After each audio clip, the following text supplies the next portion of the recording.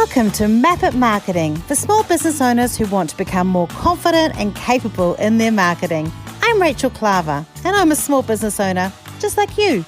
I've learnt that there are so many different things that we are supposed to do all the time. And trying to work it all out is, quite frankly, often very confusing. In this podcast, we're going to explore what those things are and whether you need to pay attention to them. Ready? Let's get started.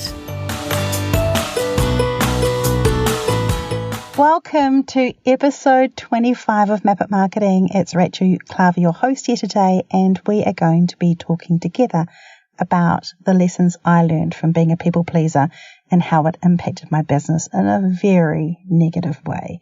Before we start, I would love it if you came along to our Facebook group, Map It Marketing, to come and be part of that. And I do also want to say, as we head into this episode 25, which is almost at our 6-month mark, I am so thankful for you. I am thankful for the comments I get, the feedback I get, the emails I get. I'm thankful for those of you that talk about me in random Facebook groups and tell people that you like my podcast. You have absolutely made this the most pleasurable journey for me. And I'm so thankful that you're enjoying me talking to myself and you and to other people. And I love hearing the way that the stories that I've used with other people have inspired you. So thank you for that. Now, today we're going to get quite personal about my people-pleasing journey and the way I've learned. And I need to tell you, I'm not fixed yet. I think it's really hard to undo a whole lifetime of people-pleasing. And there were many areas where my life was broken because I'd had an abusive marriage, my first marriage, other things had happened, and I'd made some pretty difficult choices that reflected the way I saw myself. And so there was a lot of broken things there that made me want to please people. I don't know where you're at with that, but if things in here trigger you or make you feel awful, that is the last thing I want to happen today. So please listen to it, learn from me, but do go and get help or support if you need it, if you need to walk through this stuff, or just come and talk about it in the Map It group. I would love for you to learn from my mistakes, but please don't also feel terrible by listening to this if anything kind of triggers you off. Right. Let's get started. We're going to jump right on. I'm going to be as honest and open as I can. And at the end, we'll talk a little bit about some things that you can do to start creating the boundaries and the good behaviors, positive behaviors around not being a people pleaser. Hopefully you won't recognize anything in here yourself, but I am definitely going to be listening to it and go, boy, do I still have stuff I need to learn. Let's get ready. Hello and welcome to the Map It Marketing podcast. Thank you so much for listening.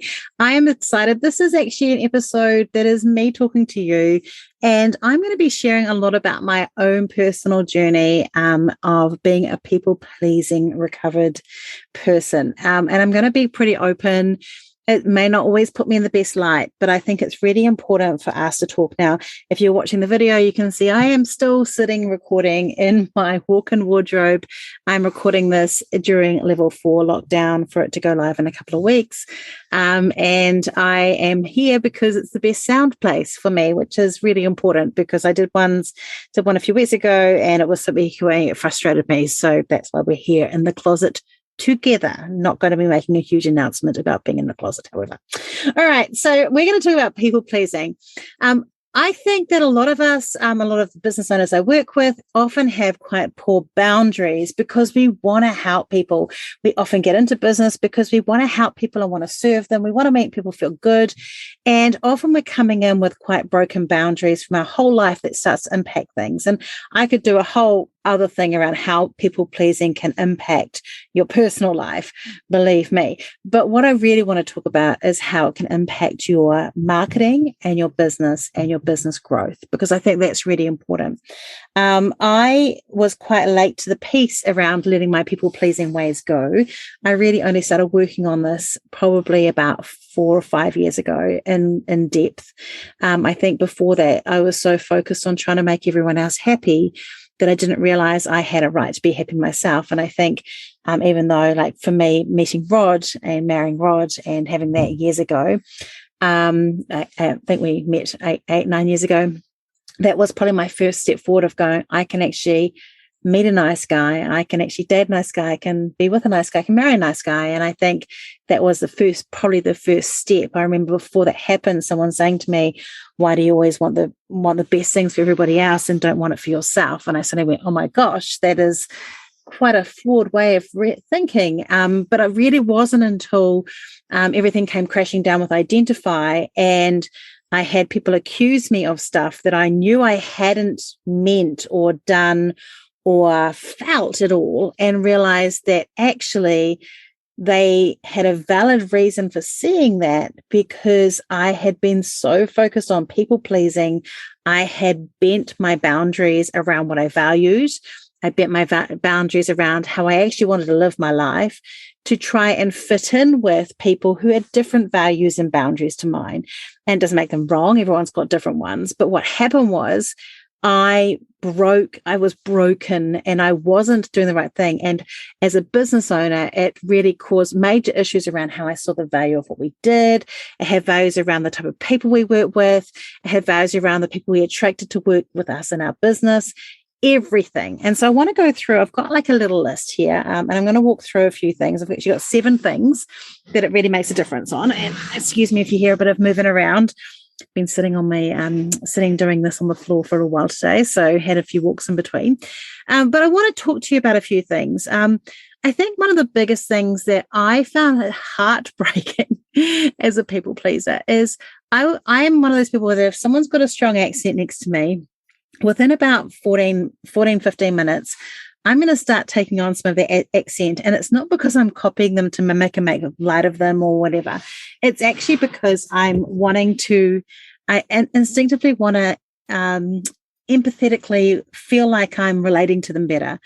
And I feel like I used to always say that I was a chameleon, that I would slot into everywhere. I don't think that I would slot into everywhere anymore. There's definitely places I wouldn't feel comfortable. And I think a lot of people pleasers, we are chameleons. We're very good at blending in and fitting in with everything else. But we can so easily end up blending into areas that do not align with our values. And what will happen is we'll blend in, and then we'll realize that's not right, and we'll say something that's more aligned with our values at a later date. And the people who saw us blend in during that period of time, it doesn't relate and compute to the person that they see later on. And so it seems like there's a duplicity here, that we're not being honest. And I think one of the biggest things is that with people pleasing is that it is so easy for us to not look trustworthy when actually the only thing we're seeking is to look trusted. You shift to accommodate. I was an accommodator. I'd shift and just accommodate to everybody. And every now and again, there'd be a boundary that would go over. I go, no, I'm not going to do that. And people were like, but you've always been accommodating. And it means that people can interpret that, even if you're desiring for it to be just totally you trying to help and be what they want to do and who they are. People can interpret it as lying or trickery and don't see it that way. And I think, and I can see how they do that. Now I can see that. But I think that's probably the hardest thing. That was the hardest thing for me as a people pleaser to understand, was that my people pleasing was actually causing people to trust me less. That was the thing I think that made me feel the most devastated. I think when you're people pleasing too, you want everyone to be happy. So let's talk about it when it comes to selling. When you're selling and you're saying as a people pleaser, you want everyone to accept it. So you either will price everything so low that you can manage it, or you might just be heartbroken when they say no. I'm pretty cold about it now. If someone says no, I'm like, great, you're not my target market, moving on. But definitely when I first started Identify, if someone said no to a proposal, I could be in bed for a couple of days, at least metaphorically. Like I could just be walking around going, I don't know how I can live. My business is going to fail. And I used to take it so hard. But I also know that I used to not present my offers with confidence because I was so scared that someone would reject me, which you don't want to have as a people pleaser, that I wasn't presenting things in a way that people want to buy. Plus, when you don't present with confidence and someone says yes, you are only attracting people who like the fact you're not confident. And you can't do your best work if you're not confident in what you do. So you attract people who are going to make you feel worse. This is the crazy thing. They are attracted to the fact you're not confident. They're attracted to the fact that you can be, you can move and chameleon yourself into what they want to do, even if it goes against what you believe. And I think that is the other thing, is that when we have a people-pleasing thing in business, we end up attracting the wrong kind of clients for us, people who we can't do the best work for. And we do often, we often price our services and instead of at our true value, we price them at what we feel that people are going to do, because we're scared that we're not going to keep a client happy. And we'll often we need to work harder and longer to do that. I think that's one of the biggest things with this, is that when we price ourselves lower, we have to take more work on to keep going. And so that people-pleasing thing, we want to make sure we deliver that. We don't want to say no to work because we have to take it on because it's lower. But we also have to don't want to say no to work because we are so pleased that someone wants to work with us that we say yes, even if we don't have the capacity. And then it's easy to become overloaded. And this is something that I got really tested on last year, because I've been working really hard on that. And last year during COVID-19, there was funding from the New Zealand government, and we were taking on all the work. And I ended up I was terrified that if I said no, the tap would stop. And we grew our business. It was great. But I was working 7 days a week. And there was a point where I went, hang on a minute. What is going on here? Am I people pleasing myself to death here? Am I taking on clients that don't suit the way we work? Am I taking on clients that don't fit the way we can do ourselves best? And we started saying no to some people who weren't going to be a good fit for us. And it's a brave thing to do, but when you're a people pleaser and you want to keep everyone happy, it's a hard thing to do. So first, we've talked about, people might find it hard to trust you. So these are things that you could be thinking about. Am I shifting too much? And that's why people aren't trusting me, and why I'm attracting people who, don't really respect me and respect my boundaries. Are you presenting your office without confidence? Are you presenting a way that people are not taking it on or seeing the value in what you do because you're not selling it in the way that would make them feel confident? Or are you attracting people who are attracted to your lack of confidence, which means you're not creating those great clients? And are you presenting your price? Are you presenting the pricing of what you do at a value that's lower to what that you actually have, simply because you don't really value, which means you're having to work longer hours or you're overworked, which puts you at risk of not developing? So let's take that on. Because you're overloaded, perhaps you've taken on more work than you should. Or you may be working outside your skill set. Boy, did I learn this one. We grew a whole agency around me not working in my skill set. And it meant that we weren't always creating. I wanted to please people, saying, yes, we can do this. But I wasn't saying, no, we can't do this, but because that's not a skill set. So I'm going to tell you right now, you come to me and you say you need SEO help. I am not your person. I am your person for great overall basic SEO as part of a marketing strategy. I'm your person if you want to work through confidence coaching. I'm your person if you want to work through content marketing and creating that. But if it's SEO, I'm not. Now, I wouldn't have been able to say that 5-6 years ago, because I would have been terrified that I would have someone come up and say, Leah, you can't be a marketer if you can't do SEO. But now I've learned to understand that we should be only working in our skill sets. And I used to be scared that I won't keep my client happy.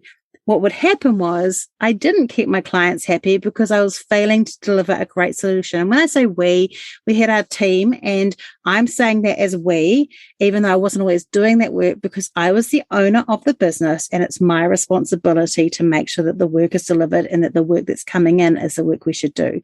So it's not me saying that those people ever did anything wrong. It's saying my responsibility as the owner of the business is to take charge of that. And I will never sit there and blame one of my team members from the past for things that weren't accomplished to the skill level or the standard that was appropriate back then. And so that goes on to the team side. I think that as I grew a team, I think this is one of the hardest ones to talk about in lots of ways, is that I wanted to be a person who would keep my team happy all the time. And I had actually ironically run leadership around how to manage teams. And then when you have your own team, it's very complicated. And just like being a parent expert before you become a parent. But I think one of the things is I had quite soft boundaries. So like if someone needed something, I would shift the boundary and make it easier. But sometimes I couldn't do that because we were delivering something and I'd come down firmer and they'd be like, hang on a minute, but last time you're soft. And that creates an instability. It makes people feel very unsafe. I also felt like I did have a couple of team members who actually just rolled straight over me, and I almost in a bullying situation. And I've never talked about it, and I was very embarrassed about it for a long time. But there was a time where I was actually almost too scared to come to work. In fact, there was a time where I took a couple of weeks not coming into work because of a situation that was going on in a work environment where I was too scared to walk into my own business. And that was not because they were awful. That's because as a people pleaser, I wasn't creating solid, secure boundaries of behavior, of expectancy, of how things were, which means if that's not happening, someone else is going to do it in the team. So again, I'm not blaming those people. I'm saying that as a people pleaser building a team, it was very hard for me to be consistent. Ironically, as a mother, I am a little bit like that too. I can go but I've managed to manage my kids somehow. Have managed to be incredible regardless, but it's different with teams. And I think that's really important. I wanted to please them around things. I would, help move things and help things happen and say yes to stuff that we couldn't afford or yes to stuff that we shouldn't be doing because I wanted them to be happy. And it wasn't, what I've learned is that it has to be the business owner first, the business first, making sure that that is solid first before you start doing all this other movement for teams. Because if the money's not coming in, if the sales are not coming in, if the marketing's not working, and you're giving all those allowances there, and like not just money, but just movement there, you're not creating a safe bedrock for those people. And in the end, we had to make people redundant because we had that problem.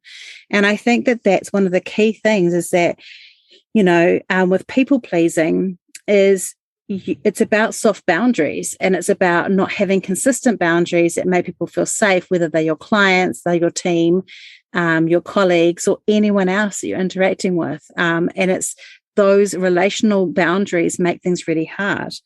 And then I guess I found that I was also quite resentful. I would find that I was working quite long hours. I talk about being a martyr, and I definitely had done that. I was working long hours, weekends, and I was missing out stuff I really liked. In fact, I didn't even know what I liked anymore because my whole life had become about work because I was all get up. And this had been going on for years. Like when I was a freelance writer, I'd have editors who'd ring me at 9:00 on a Sunday morning saying, "Hey, someone's let me down. Can you write something?" I'd have planned stuff with my kids. I'd just drop that and I would just go and do it because I did not want to make the editor unhappy with me. And so I had very poor boundaries around those sort of things. And I think one of the things that we can do if we are people pleasers is putting boundaries around our work, taking the weekends off unless you're open on a weekend, taking your nights off, feeling okay about taking a morning to go and do something that's not work related. One of the biggest things this year for me is understanding, and it was so great because, we've got coming up, we've got a great little, we've just had Jade talk about, that friction around, in the previous episode around the friction around mothering and working. And one of the biggest things for me to realize this year, and really it has only been this year, a little bit from last year, is that my work life and my home life, my homework life, like all the stuff you got to do at home, they are equal. And so sometimes I might take an afternoon off to do all the grocery sorting out and managing stuff and things like that. If I haven't got someone, I'm not currently paying someone to do those things, to make life easier for the work life. And I think that that's one of the biggest things is I was so worried that I had to show myself as this professional business person who was always on in this hustle. And yet that was breaking me and making it really hard. And I think the biggest thing I learned from being a people pleaser was when you're coming out of it is you have to find out what is it that you like doing? What do you like to do? What is your best stuff? What do you want to do? What do you want to drop? What things don't you want to do? And when I started asking myself those questions, which we did 4 or 5 years ago, that completely revolutionized our business. It meant that we had to rebuild a whole lot of stuff. But from that moment, I started understanding that I got to choose. This was my business, and I got to choose exactly how I wanted this business to be for me. And every year it gets close to that. But you know what? I did not know the answer right away. And it's getting closer and closer to what that answer is now. I know that even a couple of years ago, I had things in my heart of things I really wanted to be able to do in this business that I was too scared to articulate because it sounded like it was too self-indulgent for me to want to even have the stuff that I really want to do for people. And this is broken because when we're doing the things that we love doing, that really light us up, and we put boundaries around our life to allow that to happen, that people will respect, then that helps us to be the best gift that we are. We are a gift to the planet. Each one of us is a gift to the planet. And so I think that it's been really helpful to me to understand that letting go of people pleasing has helped me slowly grow a much healthier business. It's helped us to attract the right clients for us. I'm not going to say better. And so the right clients for us. It's helped us price ourselves in a better place. It's profitable, where I fit right, and where I'm confident to say things. And that price changes all the time. Just a little thing on pricing. If you ever, when you're giving a price, think that's too cheap, put the price up the second time round, like to someone else, because that's a sign that you're starting to see that value, and it's really important. I've got a team of people who I adore working with and I connect, and there's just none of those angsts. I've got boundaries around my time, and I think that's really important. I have a team day on Monday. Tuesday, Wednesday are client days. Thursday is a half client coaching day and kind of a bit of marketing admin day. And Friday is my podcast admin day. And some of those days shift and change. Sometimes there's a client who goes, I can only see you on a Monday, and we'll make that happen. But those are there. And one of the things we've added in this year, not when they're in lockdown, is Rod and I both also take a half day a week separately to go and do something that feeds our soul. I still work quite often on a Saturday out of choice. But I don't work weekends, and I don't have that. And I think it's really important to go, what does your life look like? And it can evolve and change, but you have to move out of the people-pleasing space first. People-pleasing feels like it's the right thing to do because it's serving. People-pleasing feels like it's the right thing to do because you're making everyone happy. But you have to start with what makes me happy inside. What is the gift I have to give? And build a life and a business of boundaries that make that happen, from pricing to what the offer is, to your boundaries around your schedule and your time, to who you have in your life, the clients you say yes to, the team that you bring on, the behaviors you accept, the behaviors you don't accept, and making sure through all of that you are staying true to your values, even if it means stepping away from people that you care about. That to me is what I would say to anyone who struggles with people pleasing, is there is so much goodness on the other side when you don't. I regret the decades I spent trying to slot myself into someone else's square hole when I'm a round hole when I'm a square. I am such a square. But I regret that because it left me not knowing who I was. It left me not knowing what my strengths were. And I'm so glad I found the other side.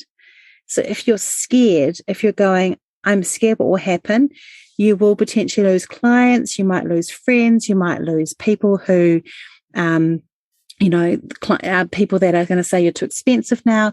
But on the other side of that is you're going to have people who value your time, who love hanging out with you, who value what you do, who build you up and make the person that you are inside be more of who they are. And yeah, I hope that you will understand that these are my lessons of a reformed people pleaser and take some learnings from it. Thank you so much for tuning into this episode. I'm going to share with you a couple of things that I did when I first realized I had to change, But before I do that, I would love it if you come and be part of our Map It Marketing group on Facebook. I know I say that quite a few times. And I'd also really love it if you took some time today to put a little review or give me some feedback around how you're finding this podcast.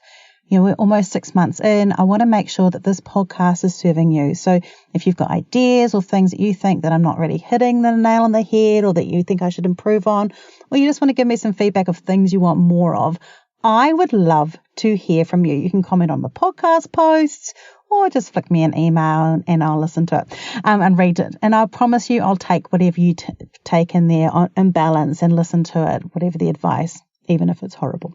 Right. People pleasing me. Right, let's just talk about a few things. So obviously as a people pleaser, I was really out of alignment. So here's some things that I did to fix that a lot. One of the first things is I cut out a lot of people in my life who made me mess up my equilibrium. Now, I am not a fan of the word toxic people because I truly believe that one person's toxic person is another person's best friend. Often there's just people that cause reactions into us, and sometimes it's just that the personality clash or difference is one that brings the worst out in people. So I started to filter the people around me and really stopped having people around me who didn't allow me to have the space in my head to work out what my center was and allow myself to be confident enough to speak my mind. That really dramatically smoothed my circle and made it quite small because I was a pretty weak boundaried person then, I've got to say. That doesn't mean that the people I cut out aren't nice people. I want to really clarify that. I don't see people as nasty and awful. Well, okay, maybe there's a couple of people I do, but majority of the time I don't see that. I just focus on people that fit with me and make my gut feel good, I guess, and make me feel good and bring out who I am the best, and everyone else isn't in that close inner circle. The second thing I did is I also unfollowed people that made me feel uncomfortable on social media as well. Again, not because there's anything wrong with them, but anyone that just kind of didn't gel with me, I also did that. And then the other thing I did is I talked to people close to me and started talking about how I was going to practice speaking my needs and saying things more clearly. And they gave me the space and help to do that. You have to have people around you who allow you to feel safe to do that when you are a people pleaser, because you will yin and yang and go up and down with it for quite some time before you manage to get this right. And I think for those of you who've listened to the podcast and gone, oh, there's quite a few things in here that relate to me, that really helped me create some very strong boundaries. Several years down the track now, there are areas in my life where I can immediately say no or yes to something with confidence because I know where my limits, my boundaries are. Whew, okay, let's lighten this up again a little bit. So next week, I have got a great guest for you. Her name is Kat, and she owns a business called Getting Lost. And my favorite thing about that is she started the business because she was wanting to say get lost to somebody. So her business is called Getting Lost. It's a beautiful story about her and her husband and their blended family and how they've built this business and how it got into America and selling into America. It's a cool wee story to tell you. She's an amazing guest. So tune in for that. It's a lovely, inspiring story about what you can do even if you start a business in a rage. Until then, have a great week and stop that people pleasing. Thanks for tuning in today to Map It Marketing with me, Rachel Klaver. Make sure you hit subscribe in your podcast app so you don't miss an episode. And if you want notes or information about today's podcast, go to rachelklaver.com/podcast for more information.